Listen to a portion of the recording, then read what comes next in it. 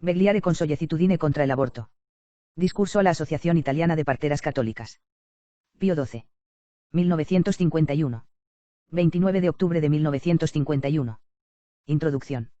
El deber cristiano de la partera.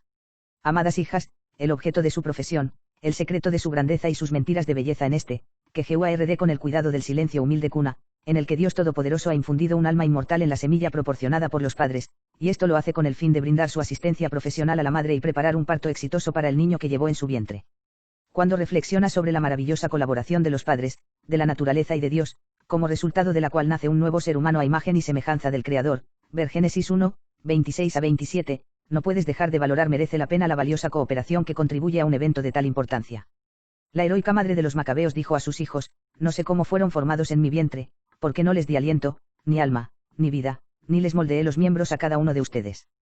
Pero el Creador del mundo formó la natividad del hombre, 2 Max 7 y 22. De ahí que quien se acerque a esta cuna de la formación de la vida y participe en ella, de una manera u otra, debe conocer el orden que el Creador establece a seguir y las leyes que rigen este orden. Porque aquí no se trata de leyes físicas o biológicas que son, automáticamente, obedecidas por agentes no dotados de razón, o de fuerzas ciegas, sino de leyes, cuya ejecución y efectos están confiados a la cooperación voluntaria y libre del hombre. Este orden, fundado por un intelecto supremo, está dirigido al fin diseñado por el Creador. Abarca no solo los actos externos del hombre, sino también el consentimiento interno de su libre albedrío, abarca tanto los actos como las omisiones cuando el deber así lo exige. La naturaleza pone a disposición del hombre toda la cadena de causas que dan origen a una nueva vida humana, es parte del hombre liberar la fuerza viviente, y a la naturaleza pertenece el desarrollo de esa fuerza, que conduce a su consumación. Una vez que el hombre ha cumplido con su parte y puesto en marcha la maravillosa evolución de la vida, es su deber respetar religiosamente su progreso y el mismo deber le prohíbe detener el curso de la naturaleza o impedir su desarrollo natural. Así, el papel desempeñado por la naturaleza y el papel desempeñado por el hombre están determinados con precisión. Su formación y experiencia profesional le permiten conocer el papel que juega la naturaleza y el hombre, así como las reglas y leyes a las que ambos están sujetos. Tu conciencia, iluminada por la razón y por la fe bajo la guía de la autoridad divina, te enseña, por un lado, lo que puedes hacer legítimamente y, por otro lado, lo que estás obligado a abstenerte de hacer. A la luz de estos principios, proponemos ahora exponerles algunas consideraciones sobre el apostolado al que los vincula su profesión. Toda profesión querida por Dios lleva consigo una misión, la misión de realizar, dentro de los límites de la profesión misma, el plan y la intención del Creador y ayudar al hombre a comprender la justicia y la santidad del esquema divino y el beneficio que se les dará a quienes lo lleven a cabo. Y tu apostolado profesional se realiza, en primer y antecedentes, a través de tu influencia personal. Se espera su consejo. ¿Por qué se requiere su servicio? Porque la gente está convencida de que conoces tu negocio, porque sabes lo que es bueno para la madre y el niño, porque eres consciente de los peligros a los que están expuestos ambos y cómo estos mismos peligros pueden evitarse y superarse. Se espera su consejo y ayuda, aunque sean limitados y no infalibles, pero de acuerdo con los últimos avances tanto teóricos como de hecho de la profesión en la que se especializa. Y si todo esto se espera de ti es porque la gente tiene confianza en ti, y esta confianza es, sobre todo, algo personal. Tu personaje debe inspirarlo. Que esta confianza en ti no se pierda no es solo tu gran deseo, sino también algo exigido por tu oficio y profesión y, en consecuencia, tu deber obligado. Por lo tanto, se esfuerza por alcanzar la cima del conocimiento de su oficio. Tu competencia profesional. Pero su habilidad profesional también la exige la naturaleza de su apostolado. ¿Qué peso, de hecho, tendrían sus opiniones sobre las cuestiones morales y religiosas relacionadas con su oficina, si se considerara que carece de conocimientos profesionales? Por otro lado, su intervención en el campo moral y religioso será más eficaz si, gracias a su capacidad técnica superior, inspira respeto. A la opinión favorable que merecerán ganarse para ustedes mismos, se sumará también en la mente de quienes busquen su ayuda, la bien fundada creencia de que sus convicciones cristianas fielmente puestas en práctica, lejos de ser un obstáculo para su valía profesional, lo harán. Sea su apoyo y garantía. Será evidente para todos que en el ejercicio de su profesión es consciente de su responsabilidad ante Dios, y que es su fe en Dios el argumento más fuerte que lo anima a brindar su ayuda con mayor devoción en proporción a la gravedad de la necesidad. En esta sólida base religiosa, encuentras la fuerza para contrarrestar cualquier reclamo irracional e inmoral de cualquier parte con una negación tranquila, impávida e inquebrantable. Sinceridad cristiana.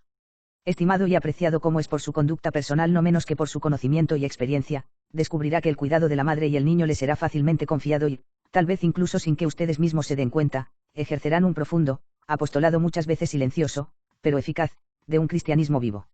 De hecho, por grande que sea la autoridad moral por cualidades estrictamente profesionales, su influencia personal encontrará su cumplimiento principalmente en la doble garantía del genuino sentimiento humano y la verdadera vida cristiana. 2. El segundo aspecto de su apostolado es su celo de mantener el valor y, La inviolabilidad de la vida humana. Tu deber. El mundo de hoy tiene una necesidad urgente de convicción a este respecto mediante el triple testimonio de la mente, el corazón y los hechos.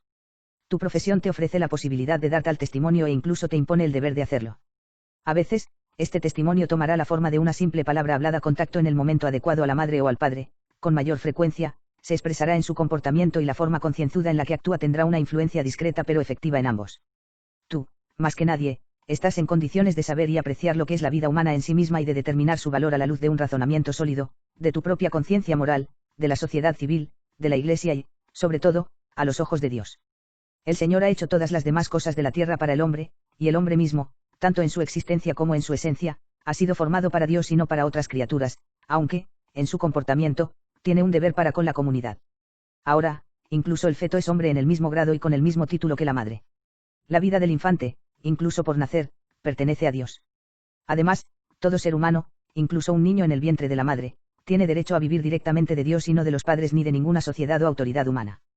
Por tanto, no hay hombre, autoridad humana, ciencia, indicación médica, eugenésica, social, económica o moral que pueda ofrecer o producir un título jurídico válido para la disposición deliberada directa de una vida humana inocente, es decir, una disposición que tiene como objetivo su destrucción, ya sea como un fin o como un medio para otro fin que, tal vez, no sea en modo alguno ilícito en sí mismo. Así, por ejemplo, salvar la vida de la madre es un fin muy noble, pero el asesinato directo del niño como medio para ese fin no es lícito.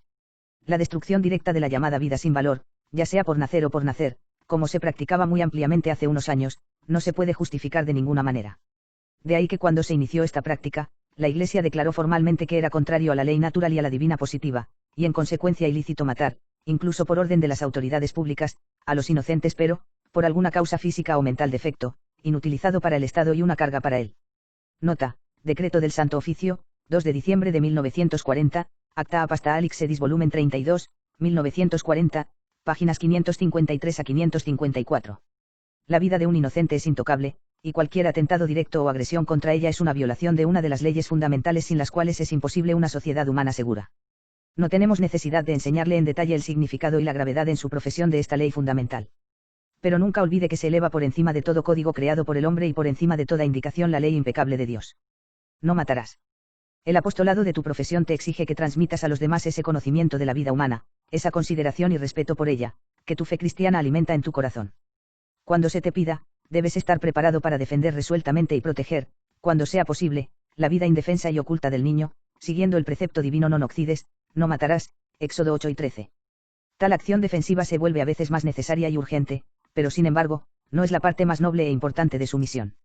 Esto, de hecho, no es puramente negativo, sino eminentemente constructivo y tiene como objetivo alentar, edificar y fortalecer. El niño es un regalo del amor de Dios. Inculcar en la mente y el corazón de la madre y el padre la estima y el gozoso deseo del recién nacido para que sea acogido con amor desde el momento de su nacimiento. El niño, formado en el vientre de la madre, es un don de Dios, Salmo 126, 3 en la Vulgata o Salmo 127, 3 en hebreo, quien confía su cuidado a los padres. Con qué delicado y encantador toque describe la Sagrada Escritura a los niños sentados a la mesa con su padre. Constituyen la recompensa del justo, mientras que la esterilidad suele ser el castigo del pecador. Escuche la expresión divina expresada con la poesía inigualable del salmista, tu esposa como vid fecunda, a los lados de tu casa. Tus hijos como plantas de olivo, alrededor de tu mesa. He aquí, así será bendito el hombre que teme al Señor.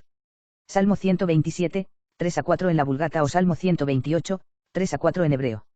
Pero del impío está escrito, sea cortada su posteridad, en una generación sea borrado su nombre, Salmo 108, 13 en la Vulgata o Salmo 109, 13 en hebreo.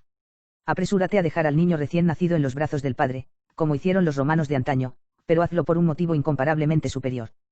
Con los romanos, fue un reconocimiento de la paternidad y de la autoridad que de ella se deriva, con nosotros será rendir homenaje al Creador, invocar la bendición de Dios y comprometerse a realizar con devoción afecto el oficio que Dios le ha confiado.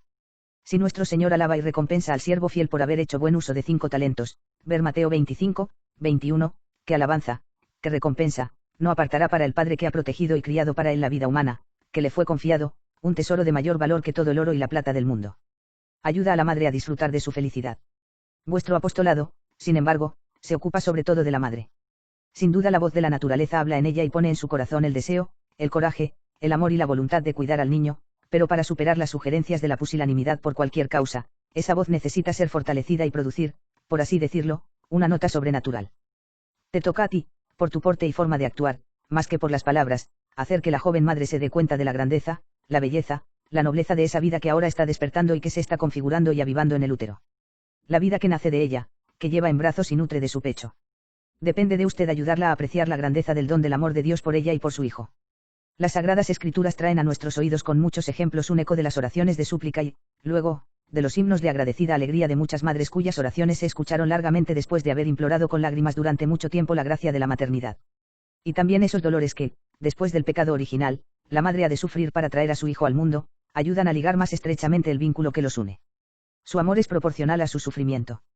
Esto ha sido expresado con conmovedora y profunda sencillez por aquel que ha formado el corazón de las madres. Una mujer, cuando está de parto, tiene dolor porque ha llegado su hora, pero cuando dio a luz al niño, ya no se acuerda de la angustia, del gozo de haber nacido un hombre en el mundo. Juan 16, 21. Además, el Espíritu Santo, por la pluma del apóstol San Pablo, muestra una vez más la grandeza y la alegría de la maternidad. Dios le da el niño a la madre, pero al dárselo, la hace cooperar eficazmente en el desarrollo de la flor, cuya semilla sembró en ella, y esta cooperación se convierte en el camino que la conduce a la salvación eterna. Ella será salva por tener hijos. 1 Tim 2 y 15. Esta perfecta concordancia entre fe y razón te da la garantía de que tienes razón y de que puedes perseguir con seguridad incondicional tu apostolado de aprecio y amor por la vida que está naciendo. Si logras ejercer este apostolado al lado de la cuna en la que el recién nacido lanza sus primeros gritos, no te será difícil lograr lo que tu conciencia de parteras, conforme a la ley de Dios y de la naturaleza, espera que prescribas por el bien de la madre y del niño. La carga de los niños. Además, no es necesario que demostremos a vosotros que lo habéis experimentado, cuán esencial es hoy en día ese apostolado de aprecio y amor por la nueva vida. Desafortunadamente, los casos no son raros, en los que incluso una referencia cautelosa a los niños como una bendición es suficiente para provocar una negación total y tal vez incluso una burla. Con mucha más frecuencia, en el pensamiento y en las palabras, predomina la actitud de considerar a los niños como una carga pesada. Cuán opuesto es este estado de ánimo a la mente de Dios y a las palabras de las Sagradas Escrituras y, en realidad, a la sana razón y al sentimiento de la naturaleza. En caso de que existan condiciones y circunstancias en las que los padres, sin violar la ley de Dios, puedan evitar la bendición de los hijos, tales casos de fuerza mayor, sin embargo, de ningún modo autorizan la perversión de las ideas, el menosprecio de los valores, el menosprecio de la madre que ha tenido el coraje y el honor de dar la vida. Esté preparado para bautizar, si es necesario. Si lo que hemos dicho hasta ahora se refiere a la protección y el cuidado de la vida natural, debe ser más válido en lo que respecta a la vida sobrenatural que el recién nacido recibe con el bautismo. En la economía actual, no hay otra forma de comunicar esta vida al niño que todavía no tiene el uso de la razón. Pero, sin embargo, el estado de gracia en el momento de la muerte es absolutamente necesario para la salvación. Sin ella, no es posible alcanzar la felicidad sobrenatural, la visión beatífica de Dios. Un acto de amor puede ser suficiente para que un adulto obtenga la gracia santificante y suple por la ausencia del bautismo. Para el feto o para el recién nacido, esta vía no está abierta. Sí, entonces, mantenemos que la caridad hacia nuestro prójimo nos impone la obligación de ayudarlo en caso de necesidad. Esta obligación aumenta en proporción a la importancia del bien que se debe procurar o del mal que se debe evitar. De nuevo, aumenta cuando la persona necesitada no puede ayudar o salvarse a sí misma. Por lo tanto, es fácil comprender la importancia de bautizar al infante completamente sin el uso de la razón, cuando está en grave peligro o enfrenta una muerte segura. Sin duda, esta obligación vincula en primer lugar a los padres, pero en los casos urgentes, donde no hay tiempo que perder, o es imposible conseguir un sacerdote, tuyo es el sublime deber de administrar el bautismo. No dejéis, pues, de realizar este servicio caritativo y de ejercer este activo apostolado de vuestra profesión. Deje que las palabras de Jesús sean su consuelo y su aliento. Bienaventurados los misericordiosos, porque ellos alcanzarán misericordia. Mateo 5, 7. 3. El tercer aspecto de su apostolado. Puede ser descrito como ayudar a la madre. En el pronto y generoso cumplimiento de sus deberes maritales. La maternidad es una participación en la bondad y el poder de Dios. Apenas María Santísima había entendido el mensaje del ángel, respondió: He aquí la esclava del Señor. Hágase en mí según tu palabra. Lucas 1 y 38. Una aceptación entusiasta de la vocación de la maternidad. La maternidad virginal incomparablemente superior a cualquier otra, sin embargo, una verdadera maternidad en el verdadero y propio significado de la palabra, ver Gálatas 4, 4. Por eso, al recitar el Ángelus y después de recordar la acogida de María, los fieles terminan de inmediato con, y el verbo se hizo carne, y en 1,14. Es uno de los requisitos fundamentales del correcto orden moral que, al ejercicio de los derechos conyugales, corresponda una aceptación sincera de los deberes de la maternidad. Con esta condición, la mujer sigue el camino trazado por el Creador hasta el fin que Él ha designado para la criatura, convirtiéndola, por el ejercicio de esa función, en partícipe de su bondad, su sabiduría y su omnipotencia de acuerdo con la voluntad del ángel. Anuncio: Concipies in utero et peiris, concebirás en tu vientre y darás a luz un hijo. Lucas 1 y 31. Si tal es entonces el fundamento biológico de su actividad profesional, el objeto urgente de su apostolado será esforzarse por sostener, despertar y estimular el instinto materno y el amor materno. Solicitudes lícitas e ilícitas. Cuando los cónyuges valoran y aprecian el honor de producir una nueva vida y esperan su llegada con santa impaciencia, su parte es muy fácil, bastará cultivar en ellos este sentimiento interior, la disposición a recibir y apreciar que la vida en crecimiento sigue automáticamente. Sin embargo, lamentablemente no siempre es así, el niño a menudo no es querido, peor aún, a menudo se teme su llegada. En tales condiciones, ¿cómo puede haber una pronta respuesta al llamado del deber? Su apostolado en este caso debe ser poderoso y eficaz, principalmente, de forma negativa, rechazando cualquier cooperación inmoral, luego también de manera positiva, aplicándonos hábilmente a la eliminación de ideas preconcebidas, varios miedos o excusas desganadas, y en la medida de lo posible eliminar también los obstáculos externos que puedan causar angustia en lo que respecta a la aceptación de la maternidad. Puede presentarse sin vacilar cuando se le pida que aconseje y ayude a dar vida a una nueva vida, a protegerla y encaminarla hacia su pleno desarrollo. Pero, lamentablemente, en cuántos casos está más llamado a impedir la procreación y la preservación de esta vida, independientemente de los preceptos del orden moral. Acceder a tales solicitudes sería abusar de su conocimiento y de su habilidad convirtiéndose en cómplices de un acto inmoral, sería la perversión de vuestro apostolado. Exige una negativa tranquila pero inequívoca a aceptar la transgresión de la ley de Dios o los dictados de su conciencia. Se sigue, por tanto. La Iglesia condena la prevención de los nacimientos. Nuestro predecesor, Pío XI, de feliz memoria, en su encíclica Castico Nubii, 31 de diciembre de 1930, proclamó solemnemente de nuevo la ley fundamental que rige el acto marital y las relaciones conyugales, dijo que cualquier intento por parte del esposo y la esposa de privar a este acto de su fuerza inherente o de impedir la procreación de una nueva vida, ya sea en la realización del acto mismo o en el curso del desarrollo de su naturaleza natural. Consecuencias, es inmoral y, además, ninguna supuesta indicación o necesidad puede convertir un acto intrínsecamente inmoral en uno moral ilícito. Nota a pie de página, véase Acta Apasta Alix Edis, volumen 22, 1930, páginas 559 y siguientes. Traducción al inglés Christian Merrill, Catholic Truth Society. Este precepto es tan válido hoy como ayer, y será el mismo mañana y siempre, porque no implica un precepto de la ley humana, sino la expresión de una ley que es natural y divina. Deja que estas palabras sean tu guía infalible en todos los casos en que tu profesión y tu apostolado te exijan una decisión clara e inequívoca. La esterilización directa es inmoral. Sería más que una mera falta de disponibilidad al servicio de la vida si la tentativa del hombre no solo afectara a un acto individual, sino que afectara a todo el organismo mismo, con la intención de privarlo, mediante esterilización, de la facultad de procrear una nueva vida. Aquí, también, tiene una regla claramente establecida en la enseñanza de la Iglesia que gobierna su comportamiento tanto interna como externamente. La esterilización directa, es decir, la esterilización que tiene como objetivo, como medio o como fin en sí mismo, hacer imposible la maternidad, es una grave violación de la ley moral y, por tanto, ilegal. Incluso la autoridad pública no tiene derecho, sea cual sea la indicación que utilice como excusa, a permitirlo y mucho menos a prescribirlo o utilizarlo en detrimento de seres humanos inocentes. Matrimonio cristiano, páginas 564 a 565.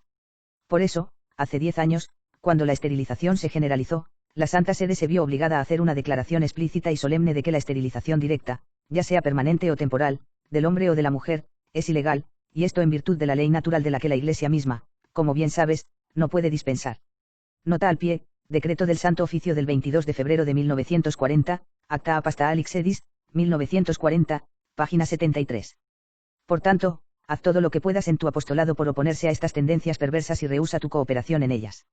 Esterilidad natural o el periodo infértil. El grave problema que se plantea hoy es si, y hasta qué punto, la obligación de estar dispuesta a cumplir el deber de la maternidad puede conciliarse con el recurso cada vez mayor a los periodos de esterilidad natural, los llamados periodos agénicos en la mujer, una práctica que parece ser la expresión clara de una voluntad opuesta a esa disposición. Se espera con razón que esté bien informado, desde el punto de vista médico, de esta conocida teoría y de los avances que aún pueden preverse en esta materia, y además, se espera que su consejo y ayuda se basen, no en publicaciones simples y populares, sino en hechos científicos y en el juicio autorizado de especialistas concienzudos en medicina y biología. Es su oficio, y no el del sacerdote, instruir a los casados, mediante consulta privada o mediante publicaciones serias, sobre el aspecto médico y biológico de la teoría, sin embargo, dejarse llevar a defenderlo de alguna manera. Que no es ni justa ni discreta. Pero también en este campo su apostolado les exige a ustedes como mujeres y como cristianas que conozcan y defiendan la ley moral a la que se subordina esta teoría. En primer lugar, hay que considerar dos hipótesis. Si la aplicación de esta teoría no significa más que las personas casadas ejercen sus derechos matrimoniales incluso durante el periodo de esterilidad natural, no hay nada que decir en contra. Al hacerlo, no previenen ni perjudican en modo alguno la consumación del acto natural y sus consecuencias naturales ulteriores. Es precisamente en esto que la aplicación de la teoría que estamos discutiendo es esencialmente distinta del abuso de ella ya mencionado, que consiste en una perversión del acto mismo. Sin embargo, si se da un paso más, es decir, restringir el acto conyugal exclusivamente a ese periodo en particular, entonces la conducta de la pareja casada debe examinarse más atentamente. Aquí, nuevamente, se deben considerar dos alternativas. El derecho marital en sí. Sí, incluso en el momento del matrimonio, fue intención del hombre o la mujer restringir el derecho conyugal mismo a los periodos de esterilidad y no meramente al uso de ese derecho, de tal manera que el otro cónyuge ni siquiera tener derecho a exigir el acto en cualquier otro momento, que implicaría un vicio esencial en el consentimiento matrimonial. Esto invalidaría el matrimonio en sí, porque el derecho derivado del contrato matrimonial es un derecho permanente, ininterrumpido y continuo, de cada uno de los cónyuges respecto del otro. El uso del derecho marital. Sí, por el contrario, la limitación del acto a los tiempos de esterilidad natural no se refiere al derecho en sí mismo, sino únicamente al uso del derecho, entonces no se trata de la validez del matrimonio. Sin embargo, la licitud moral de tal conducta se afirmaría o negaría según se fundamentara o no en fundamentos morales suficientes y fiables la intención de atenerse constantemente a estos plazos. El solo hecho de que la pareja no atente contra la naturaleza del acto y que esté dispuesta a aceptar y criar al niño que nace sin perjuicio de las precauciones que haya tomado, no sería por sí solo garantía suficiente de una buena intención. Y de la incuestionable moralidad de los propios motivos. El deber principal. La razón es que el matrimonio se vincula a un estado de vida que, si bien confiere ciertos derechos, impone al mismo tiempo la realización de un trabajo positivo que pertenece al estado mismo del matrimonio.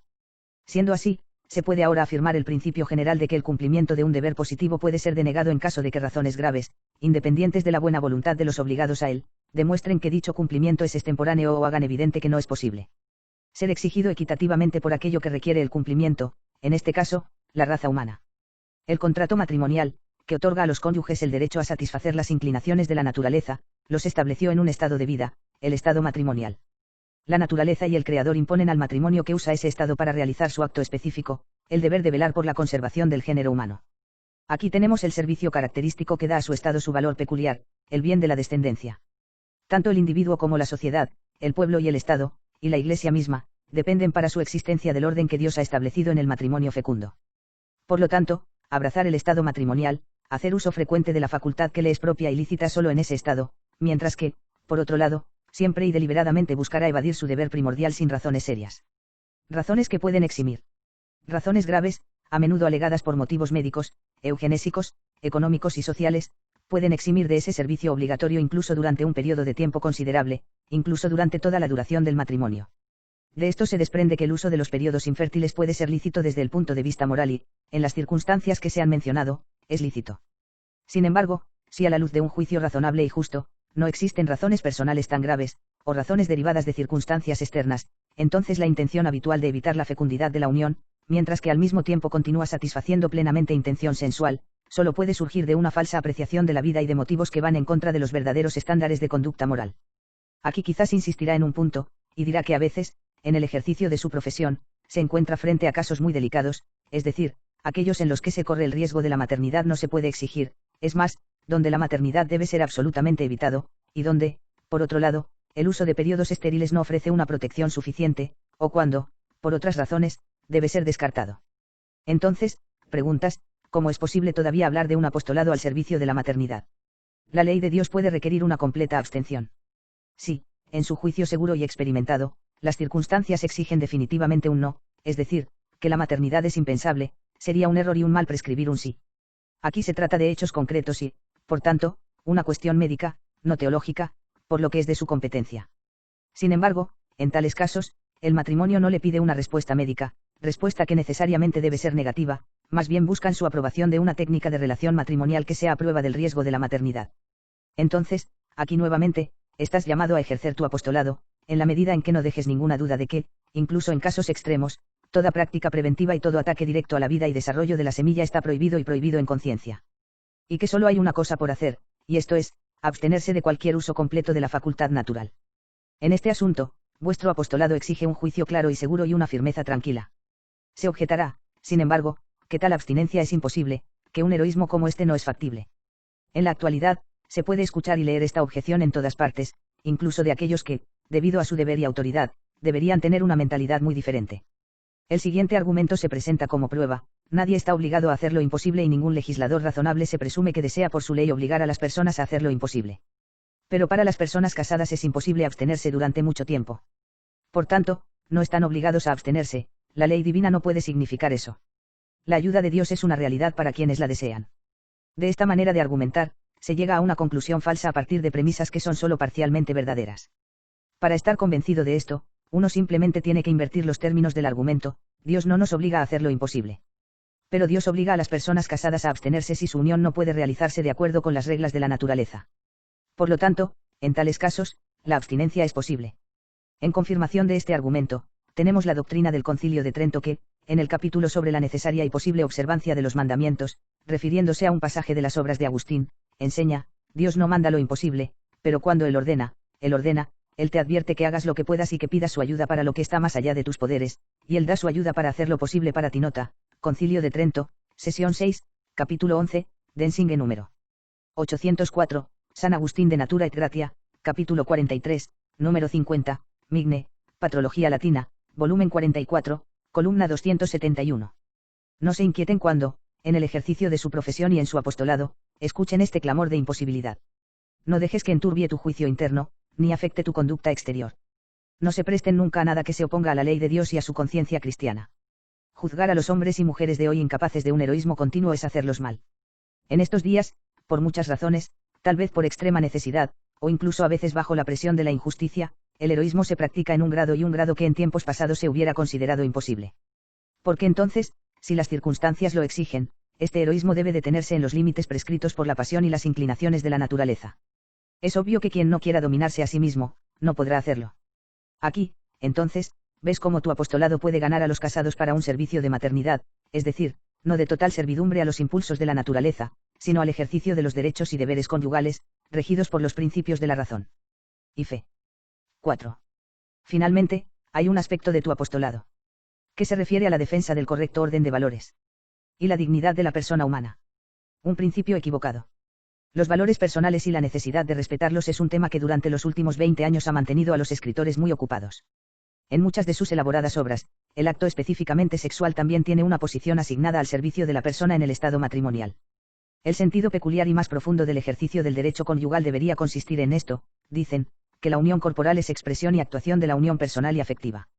Artículos, folletos, libros y conferencias, que tratan en particular incluso de la técnica del amor, han servido para difundir estas ideas e ilustrarlas con advertencias a los recién casados como guía para el matrimonio que evitará que las descuiden, por necedad, modestia fuera de lugar, o escrupulosidad infundada, lo que Dios, que es también creador de sus inclinaciones naturales, les ofrece.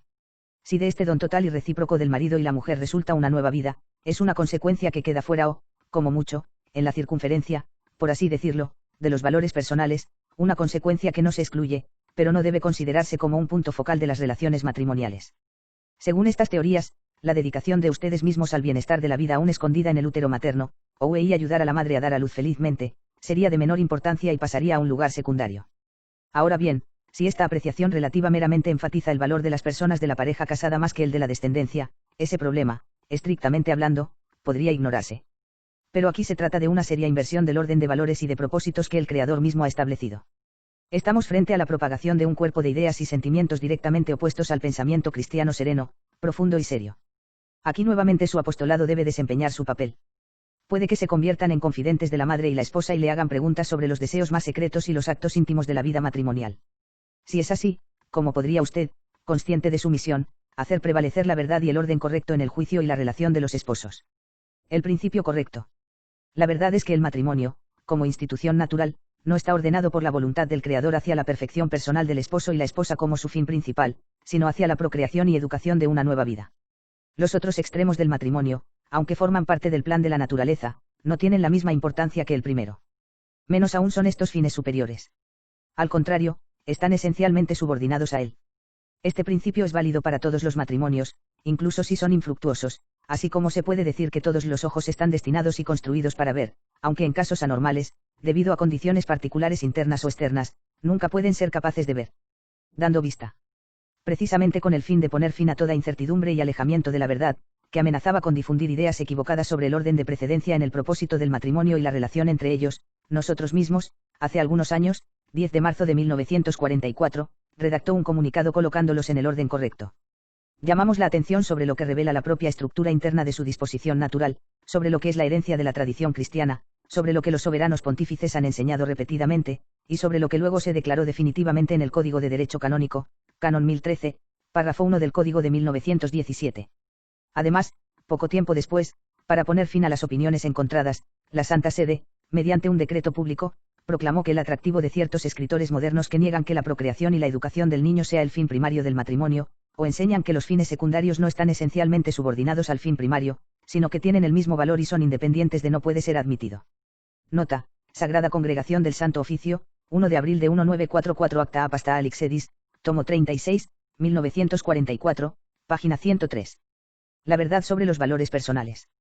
¿Significa eso una negación o una disminución de lo que es bueno y correcto en los valores personales que resultan del matrimonio y del acto matrimonial? Ciertamente no, porque en el matrimonio el Creador ha destinado seres humanos, hechos de carne y hueso y dotados de mente y corazón, para la procreación de nueva vida, y están llamados a ser los padres de su progenie como seres humanos y no animales irracionales. Es con este fin que Dios quiere la unión de los casados. De hecho, la Sagrada Escritura dice de Dios que Él creó a la humanidad a su imagen, los creó varón y hembra, Génesis 1 y 27, y quiso, como encontramos repetidamente declarado en la Santa Biblia, que el hombre dejará a su padre y a su madre y se unirá a su mujer, y serán dos en una sola carne, Génesis 2 y 24, Mateo 19, 5, Efesios 5 y 31. Por tanto, todo esto es cierto y querido por Dios, pero no debe desvincularse de la función primordial del matrimonio, es decir, del deber de la nueva vida. No solo la vida común exterior, sino también toda la riqueza personal, las cualidades de la mente y el espíritu y, finalmente, todo lo que hay más verdaderamente espiritual y profundo en el amor conyugal como tal, ha sido puesto por la voluntad de la naturaleza y del Creador en el servicio de la descendencia. Por su naturaleza, la vida matrimonial perfecta significa también el completo sacrificio de los padres en nombre de sus hijos, y el amor a los esposos, en su fuerza y ternura, es una necesidad esencial para el más ferviente cuidado del niño y la garantía de que se tomará este cuidado.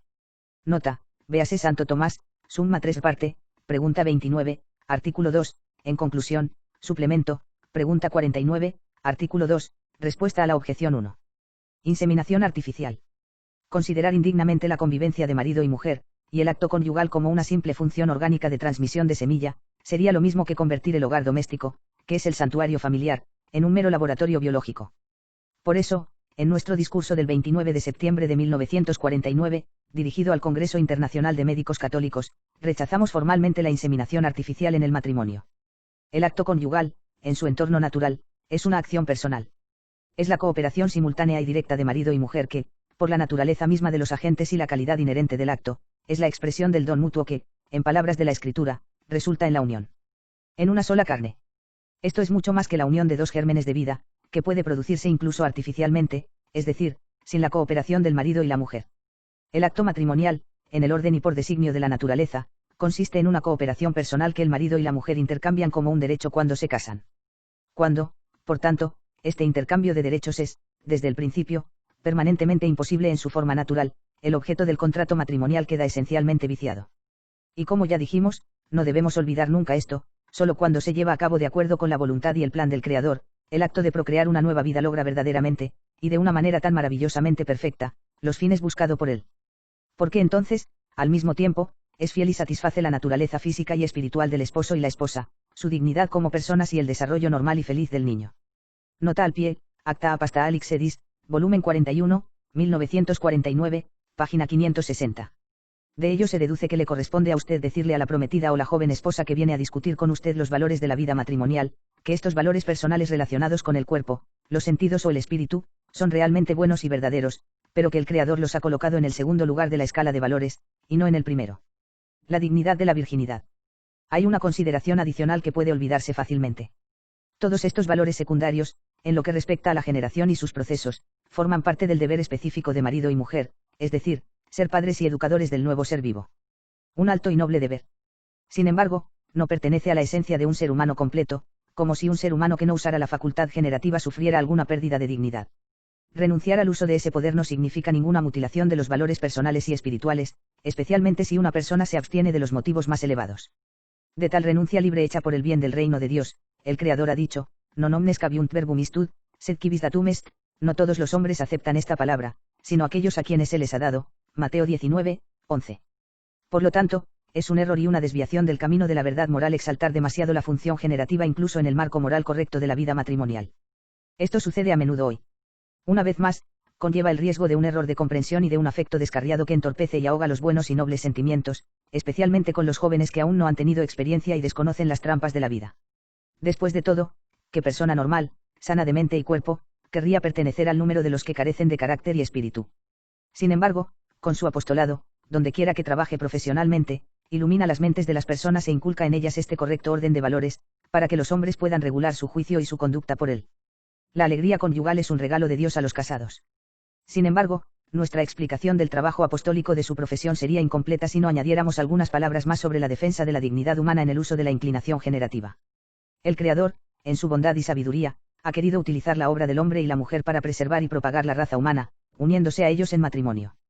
El mismo Creador ha dispuesto que el esposo y la esposa encuentren placer y felicidad de mente y cuerpo en el desempeño de esa función. En consecuencia, el esposo y la esposa no se equivocan al buscar y disfrutar este placer. Están aceptando lo que el Creador quiso para ellos. Sin embargo, aquí también, el esposo y la esposa deben saber cómo mantenerse dentro de los límites de la moderación. Como al comer y beber, no deben entregarse por completo a los impulsos de sus sentidos, así tampoco deben someterse sin restricciones a su apetito sensual. Esta, por tanto, es la regla a seguir: el uso del instinto y función natural generativa es lícito únicamente en el estado matrimonial y en el servicio de los fines para los que existe el matrimonio. De esto se sigue que, solo en el estado matrimonial y en la observancia de estas leyes, se permiten los deseos y el goce de ese placer y satisfacción, porque el placer está sujeto a la ley de la acción de la que brota, y no al revés, la acción sujeta a la ley del goce del placer. Y esta ley, tan razonable, mira no solo a la sustancia sino a las circunstancias de la acción, de modo que, mientras se conserva la sustancia de la función, se puede cometer pecado por la forma en que se lleva a cabo. La dignidad humana se nutre del respeto mutuo. La transgresión de esta ley es tan antigua como el pecado original. Sin embargo, en la actualidad, existe el peligro de perder de vista este principio fundamental. Hoy en día, de hecho, es costumbre al hablar y escribir, incluso entre algunos católicos, defender la necesidad de la libertad personal, el propósito y el valor peculiar de la relación sexual y su uso, independientemente del propósito de la procreación de la descendencia. Quisieran someter el orden establecido por Dios a un nuevo examen y a una nueva reglamentación. No desearían otro freno en la forma de satisfacer este instinto que la observancia de lo esencial del acto instintivo. La obligación moral de dominar nuestras pasiones, sustituiría la libertad para hacer uso de los caprichos e inclinaciones de la naturaleza a ciegas y sin restricciones. Si el objetivo exclusivo de la naturaleza, o al menos su objetivo principal, hubiera sido el dar y poseer mutuamente marido y mujer con gozo y deleite, si la naturaleza hubiera dispuesto ese acto solo para hacer feliz su experiencia personal en el grado más alto posible, y no como un incentivo al servicio de la vida, entonces el Creador habría hecho uso de otro plan en la formación y constitución del acto natural. En cambio, el acto está completamente subordinado y ordenado a la gran y única ley, generatio et educatio prolis, la generación y educación de los hijos, es decir, al cumplimiento del fin primario del matrimonio como origen y fuente de la vida. Desafortunadamente, las olas de hedonismo nunca dejan de rodar por el mundo. Amenazan con agobiar toda la vida matrimonial en un mar creciente de ideas, deseos y actos, no sin grave peligro y con grave perjuicio del deber primordial de marido y mujer. Con demasiada frecuencia la gente no se avergüenza de exaltar este hedonismo anticristiano como si fuera una doctrina, inculcando el deseo de hacer cada vez más intenso el placer de la preparación y el acto de unión conyugal, como si toda la ley moral que rige las relaciones maritales consistiera en el debido cumplimiento de este acto, como si todo lo demás, por muy realizado, encontrara su justificación en la profusa expresión del afecto mutuo, santificado por el sacramento del matrimonio y digno de alabanza y recompensa ante Dios y la conciencia del hombre. Se deja de lado toda cuestión de la dignidad del hombre y de su dignidad como cristiano, que son un freno a los excesos sensuales. Eso es falso. La seriedad y santidad de la ley moral cristiana no permite la satisfacción desenfrenada del instinto sexual, ni la búsqueda meramente de placer y goce. No permite que el hombre racional se deje dominar por la sustancia ni por las circunstancias del acto. A algunos les gustaría sostener que la felicidad en la vida matrimonial está en relación directa con el disfrute mutuo de las relaciones matrimoniales. No es así. Por el contrario, la felicidad en la vida matrimonial está en proporción directa con el respeto que el marido y la mujer se tienen el uno al otro, incluso en el acto íntimo del matrimonio. No es que consideren inmoral lo que la naturaleza les ofrece y Dios les ha dado, y lo rechacen, sino porque el respeto y la estima mutua que de ellos se derivan son uno de los elementos más fuertes de un amor que es tanto más puro porque es el más tierno. Defiende el honor del matrimonio cristiano. En el desempeño de los deberes de su profesión, haga todo lo posible para repeler el ataque de este hedonismo refinado, que es algo espiritualmente vacío y, por lo tanto, indigno de los esposos cristianos. Aclare que la naturaleza indudablemente ha dado el deseo instintivo de placer y lo ha sancionado en el matrimonio legítimo, no como un fin en sí mismo, sino al servicio de la vida. Eliminen de sus corazones este culto al placer y hagan todo lo posible por detener la difusión de literatura que considera un deber describir las intimidades de la vida conyugal con el pretexto de dar instrucción, orientación y tranquilidad. En general, el sentido común, el instinto natural y una breve instrucción sobre las claras y sencillas máximas de la ley moral cristiana serán suficientes para dar paz a los esposos de tierna conciencia. Sí, en determinadas circunstancias especiales. Nuestra enseñanza no tiene nada que ver con el maniqueísmo ni con el jansenismo, como algunos quisieran hacer en su autojustificación. Es simplemente una defensa del honor del matrimonio cristiano y la dignidad personal de marido y mujer. Brindar sus servicios para tal fin, es un deber urgente de su vocación, especialmente en estos días. Así concluimos lo que teníamos en mente para explicarte. Tu profesión te ofrece un apostolado vasto y variado, un apostolado no tanto de palabra como de acción y orientación, un apostolado que solo podrá ejercer con provecho si está bien informado, de antemano, del objeto de su misión y de los medios para su cumplimiento, y, además, si está dotado de una voluntad fuerte en la resolución de que tiene sus raíces en una profunda convicción religiosa, inspirada y enriquecida por su fe y por la caridad cristiana. Mientras te imploramos la poderosa ayuda de la luz y la fuerza divinas, ahora como prenda y prenda de una generosa generosidad de gracias celestiales, te otorgamos de nuestro corazón, nuestra bendición apostólica.